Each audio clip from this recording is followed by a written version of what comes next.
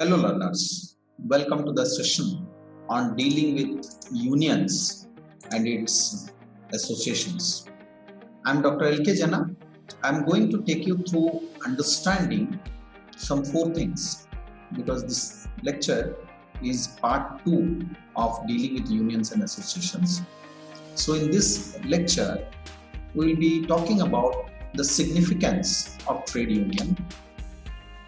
Number 2, the classification of trade union. Number 3, different theories that is associated with trade unionism. Number 4, the growth of trade union movement and memberships in India. Let's start with the significance of trade union. On the whole, trade unions do very significant work and they have supplied a long felt need and filled an important gap.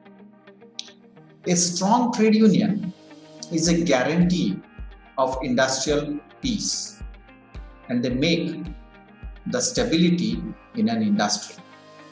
Any decision that is agreed upon collectively by workers is bound to command obedience of and respect among the general body of workers and employers, which cannot afford to treat each or such decisions in a light manner.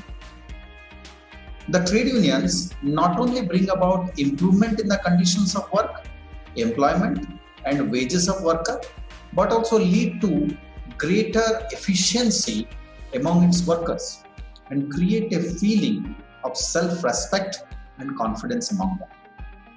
Trade unions do useful work for laborers, basically during the period of sickness and accident benefits, and support them at the time of unemployment or during strikes and lockouts.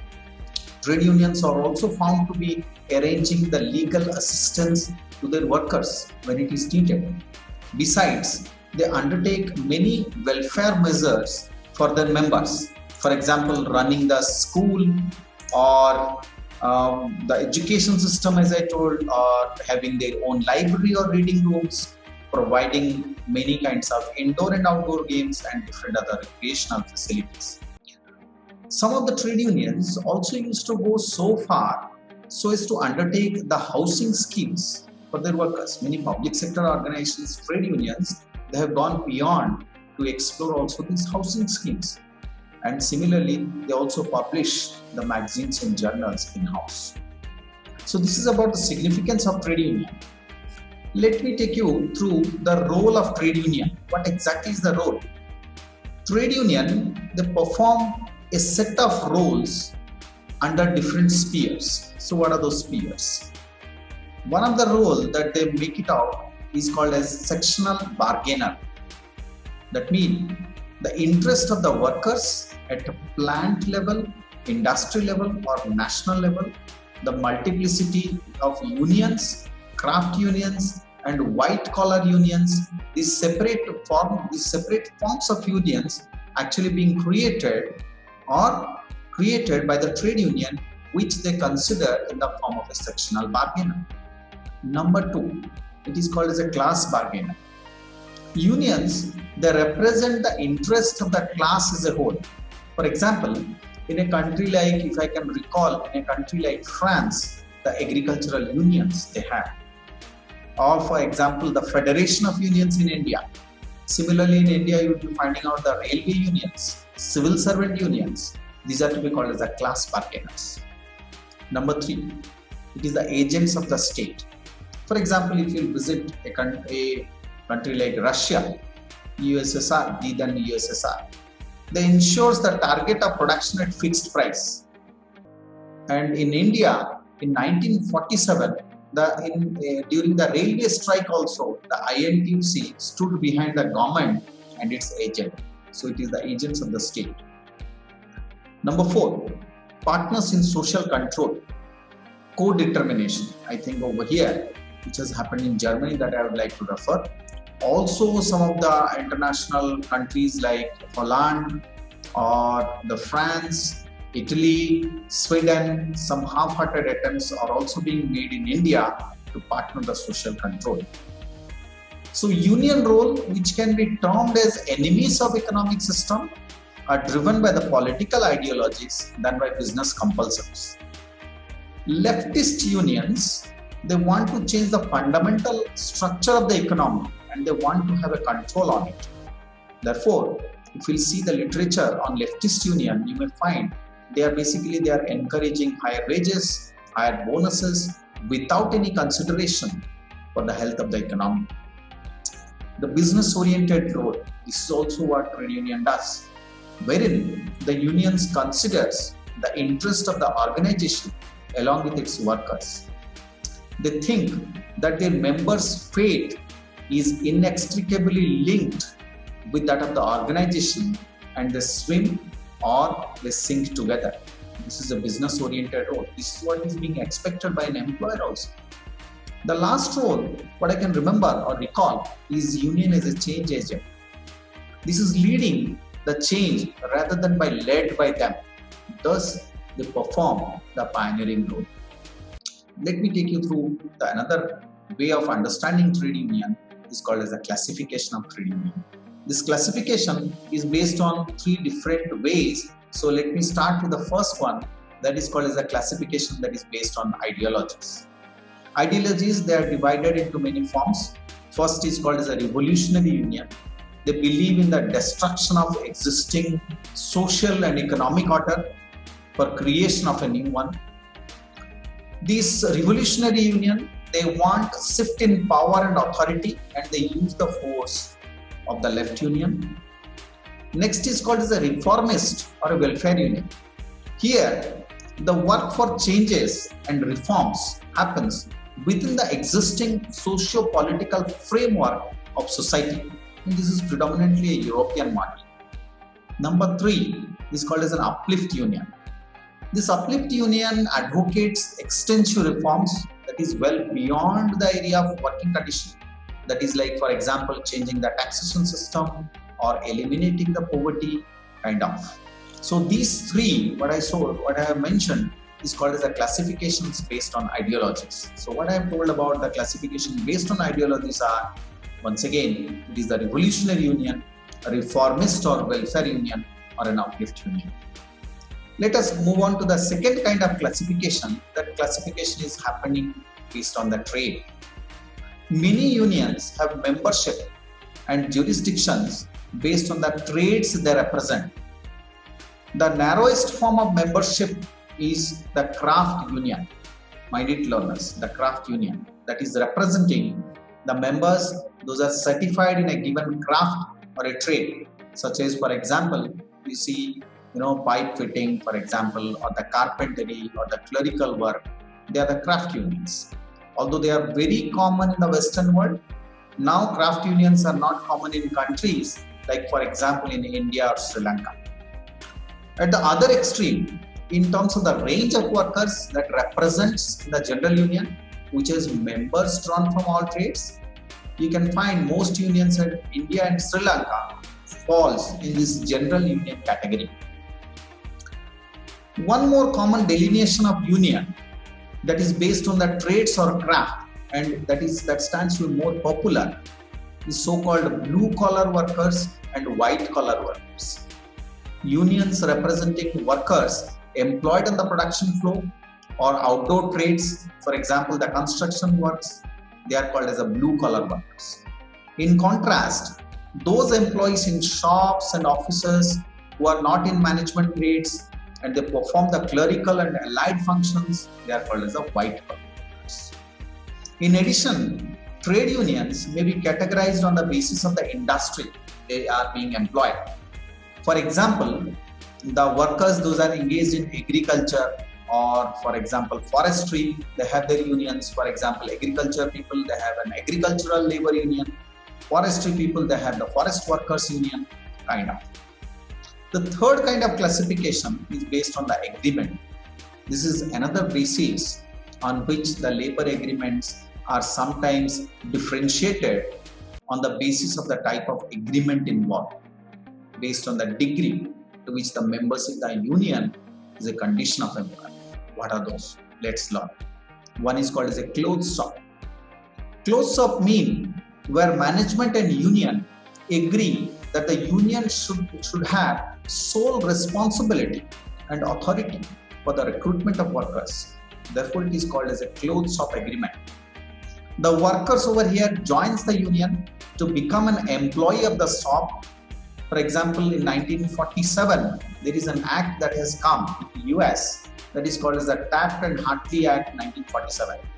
What they did is they have banned the closed shop agreement in the US at that point of time, although they are still existing in the construction and printing trades. Sometimes the closed shop is also to be called as the hiring hall. So this is about the closed shop, which is based on the classification on agreement. The second one is called as a union shop. Here, where there is an agreement that all the new recruits must join the union within a fixed period of employment, is called as a union shop. In the US, where some states are declared to be right to work. The third one is called as a preferential shop. When a union member is given the preference in filling a vacancy, such an agreement is called as preferential shops. Fourth one is called as a maintenance shop. In this type of arrangement, there is no compulsory membership in the union before or after the recruitment exists. However, if the employee chooses to become a member after recruitment, his memberships remain compulsory right throughout his tenure of employment with that particular employer. So this is called as a maintenance of membership shop or the maintenance shop. Next one is called as an agency shop. In terms of agreement between the management and the union, a non-union member actually, they have to pay the union a sum equivalent to a member's subscription, that is in order to continue the employment with the employer. So this is called as an agency shop. The next and the final one is called as an open shop, wherein membership in a union is in no way compulsory or obligatory either before or after the recruitment. In such organizations, sometimes there is no union at all. This is least desirable form for union. Therefore, this is referred to as an open shop. So whatever the classifications that we have discussed are more usual in the West than on the Indian subcontinent, dear learners. But obviously, let's talk about the next move wherein you can get some kind of Indian impressions later. Obviously, we are going to study about the growth of the trade union movement. So therein we will try to link it up. But let's focus on the different theories of trade union. So before discussing the theories of trade union, there are actually different perceptions, assumptions with regard to trade union, which are associated with the evolution of trade union along with the evolution of industrial society. The trade unions historically passed through various stages, from criminality to reluctant federation, acceptance and encouragement, and finally to a full recognition reflected in the view that union involvement in industrial relations should be actively promoted by the legislative means. But the role of law in industrial relations has become controversial issue because of different perceptions about the legitimate function of trade union and to what extent laws should control or regulate the internal affairs of trade union. So different views are held about the role of trade union, what sociologists have termed as frames of reference, in which classification is made according to their different approaches. Therefore, learners, I thought before you understand the theories of trade union, let's first take a look on these frames of references.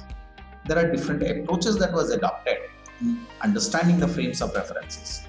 So one is called as an unitary approach. Essentially, the unitary view sees the industrial enterprise as one where management and workers strive to achieve some of the common objective in spite of frictions or conflict between management and workers. This is usually attributed to factors such as poor communications or inefficient management or disruptive or politically motivated workers. The supporters of this approach, the unitary approach I mean, further says that the unionism may be justified for manual workers to improve their economic conditions and standard of living in case they are being denied their legitimate demands. The second view, that is called as a pluralist view. The pluralist view differs from unitary view in holding that the conflict in industry is actually inevitable because the interests of the employees inevitably differ from those of the employers, and the trade unions, they have an important role in representing those interests by regulating both the market and managerial relations. This particular approach does not deny the common long-term objective of the employers and workers for the survival of business, which if you'll see our unitary approach that has advocated, but it emphasizes, this particular approach emphasizes inevitable and inherent conflict between employers and workers. The employers are more concerned over here about their profit and investment, whereas workers are concerned about their wages and standard of living. So these different kinds of interests lead to traditional conflict between employers and workers. The third approach is called as a radical approach.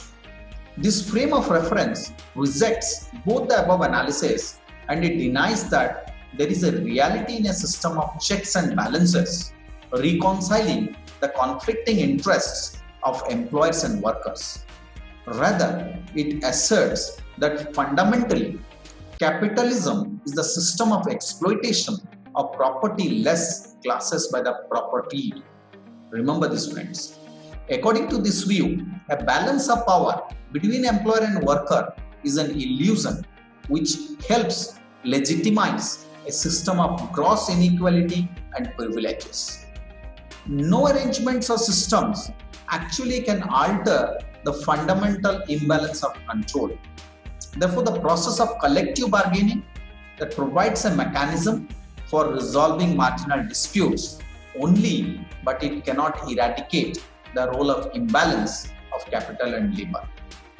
So the imbalance between capital and labor that I was mentioning over here will be removed only by replacing capitalism with socialism. The important point to emphasize here is that the frame of reference adopted will inevitably influence the approach of the extent to which the labor relations should be regulated by law. Therefore, the historical development of statutory regulations of unions indicates a movement of governments away from an extreme version of unitary approach, denying any role of trade unions at all, towards a pluralistic analysis. The common law has broadly followed the same type of development. I think we are going to discuss about the theories of trade union, wherein we will be going to touch upon two different parts. One is called as the British origin and the second one is called as an American origin. So let's talk about the theories of trade union at this point of time. There are certain theories of trade union movement that have been contributed by many like Marx and Engels, who were identified as revolutionary. Some of them were civil servants. I think we'll be discussing about it, like Sidney Webb, academics like Common and Hoxie, and labor leaders like Michel. So these are the people who have actually brought these theories of trade union. So before you discuss the theories of trade union, it is better to understand what is the difference between trade union movement and labor movement. So the term labor movement is actually a broader concept in which the term trade union movement was born. The origin of labor movement can be traced back in the pre-industrial revolution period, whereas the concept of trade union movement is a later development which is connected with the post-industrial revolution period.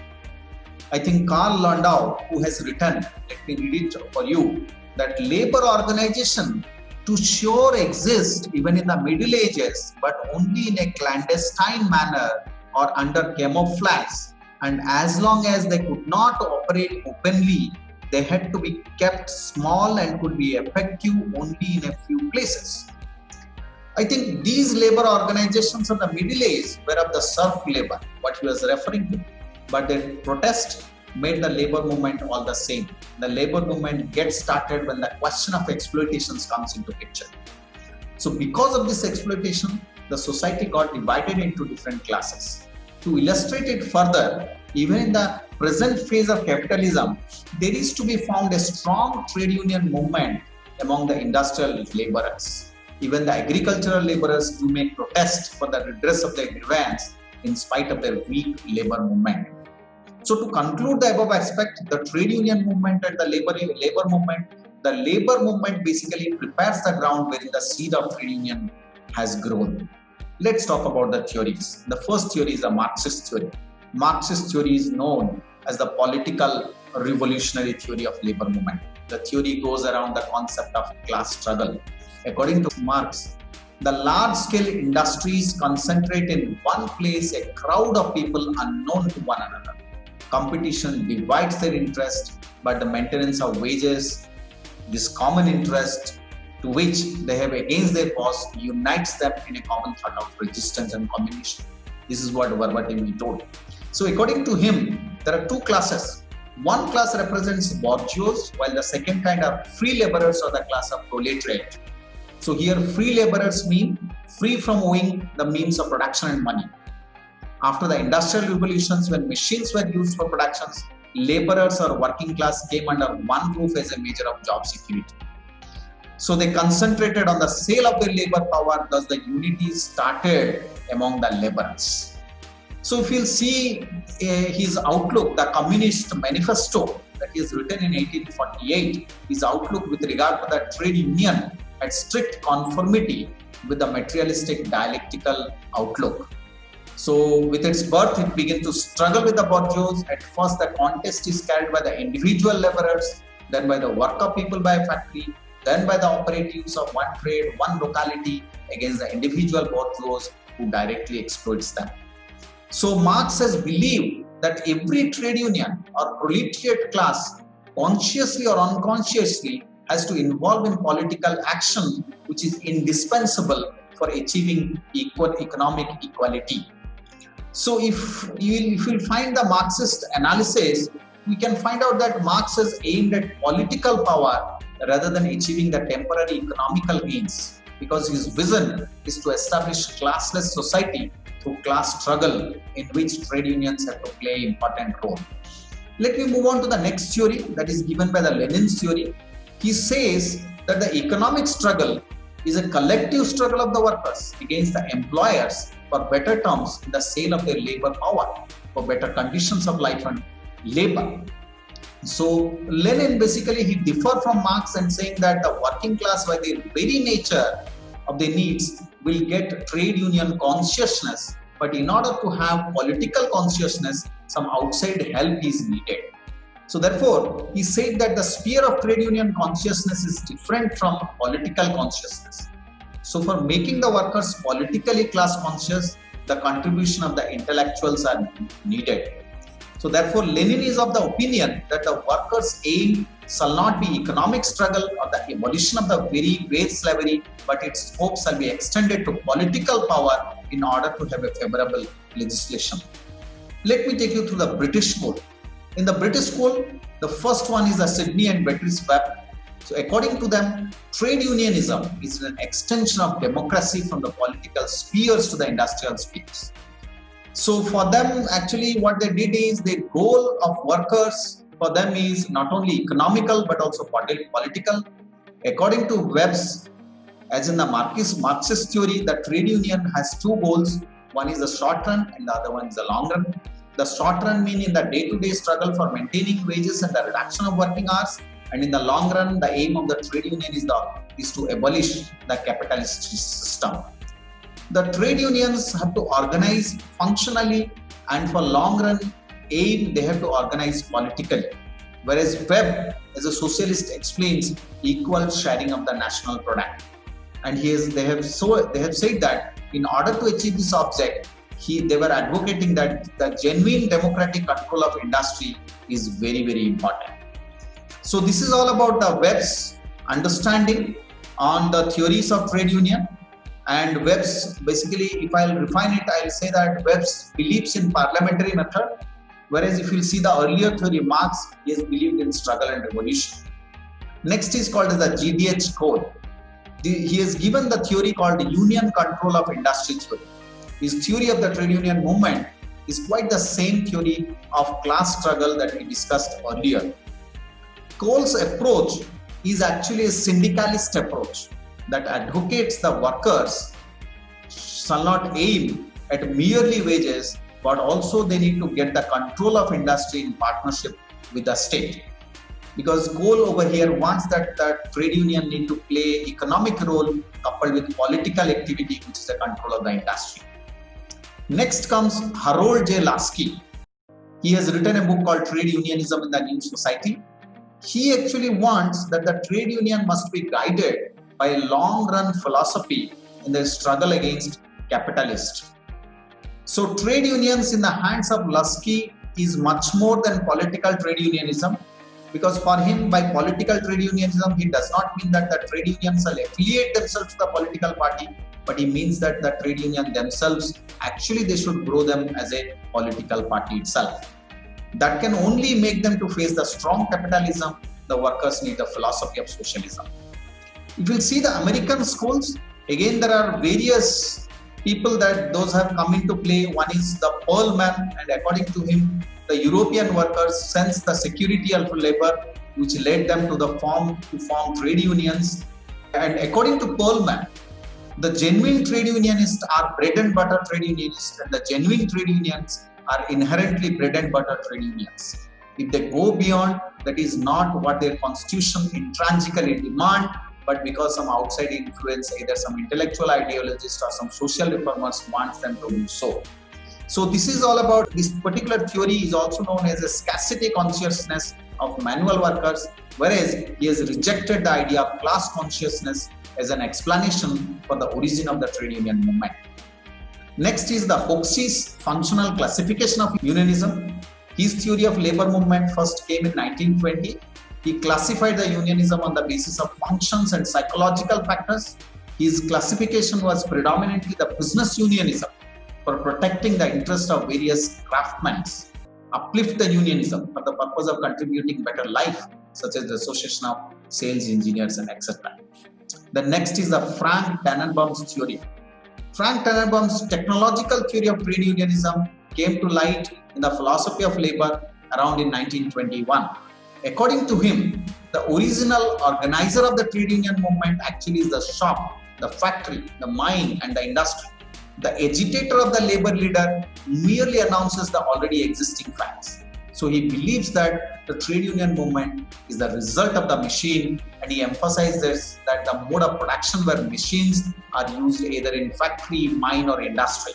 So in his words, the union returns to work to the worker, his society, where he left behind him when he migrated from a rural background to the anonymity of an urban industrial location. So this is all about the theories of trade union. Let me take you through the growth of trade union movement at the membership. I think trade union in India has gone into different phases. One is called as an early period, and this period actually there has gone a lot of efforts towards organizing the workers for the welfare. The first Factories Act over in this case, it got enacted in 1881, and this was passed on the basis of the recommendation of Bombay Factory Commission in 1875. Similarly, due to the limitations of the Act itself, the workers in Bombay textile industry under the leadership of N.M. Lokhande demanded the reduced hours of work and weekly rest days, midday recess and compensation for injuries. I think Lokhande is the one who has established the first workers' union in India in 1890, and he has named it as Bombay Mill Hand Association. Some of the important unions established during the contemporary period of the then times were like Amalgamated Society of Railway Servant in India and Burma Act called 1897. Management and the Printers Unions got formed in Calcutta in 1905. Bombay Postal Union in 1907. Kamaghar Hitavardhak Sabha in 1910. Social Service League came in 1910. Then if we move on to the modest beginning, the beginning of the labor movement in the modest sense started after the outbreak of World War I. Establishment of International Labour Organization in 1919 has helped the formation of the trade union in the country. I think that in the same year, Madras Labour Union got formed. Number of trade unions also came into play in India in 1919 and 1923. Categorized unions like Spinners Union and Weavers Union, they also came into existence in Ahmedabad under the inspiration of Mahatma Gandhi. And these unions, after all, they got later federated into an industrial union, and those are to be called as the Ahmedabad Textile Labour Union. Similarly, All India Trade Union Congress, that is one of the very important movement that took place in 1920. This was being formed consequent upon the necessity of electing the delegates to the International Labour Organization. We can say that, learners, this is something called as the first, trade union movement that took place in our country. The first meeting of AITUC was held in October 1920 at Bombay under the presidency of Lala Lajpat Rai. The formation of AITUC led to the establishment of All India Railway Federation in 1922. Then further there got to be a period also they witnessed in splits and mergers. For example, the splinter group of AITUC, they formed All India Trade Union Federation in 1929. Similarly, another split that took place by the communists in around 1931, which led to the formation of All India Red Trade Union Congress. Added to this All India Trade Union formation, they have got merged with AITUC. So this is what has taken place in the ground of splits and mergers between Indian trade unions.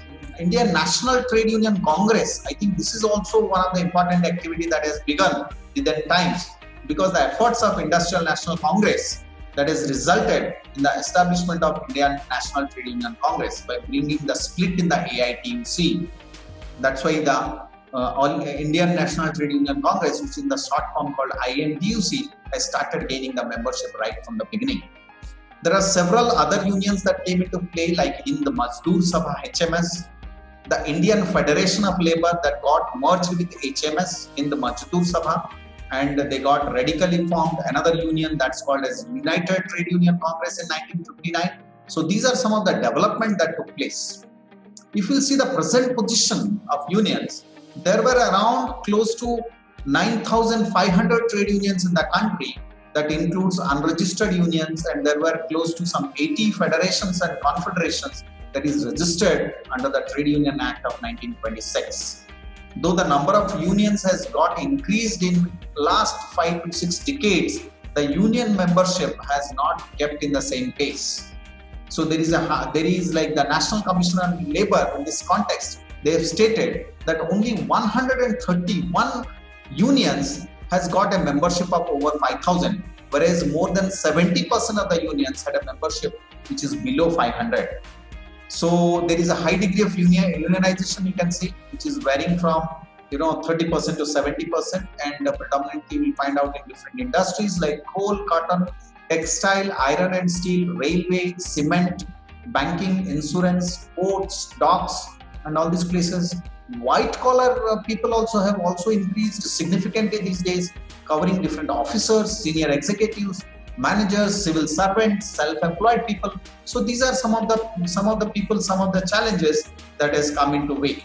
So over here, if you'll see, there is a growth of trade union movement and membership that has took place in last 50 years or so. That I mean to say, that is post-independence. So this is all about the growth of the trade union movement and the membership that took place in India. Lot more there in the study material that is given in MS2. So with this, friends, we have completed the second portion. Primarily, that is the third lecture of dealing with the unions and associations, which has spoken to you about the significance of the trade union, the classification of the trade unions, the different theories of the trade unions, and finally, we spoke about the growth of the trade union and the different trade union memberships that is prevalent in Indian subcontinent. Thank you so much.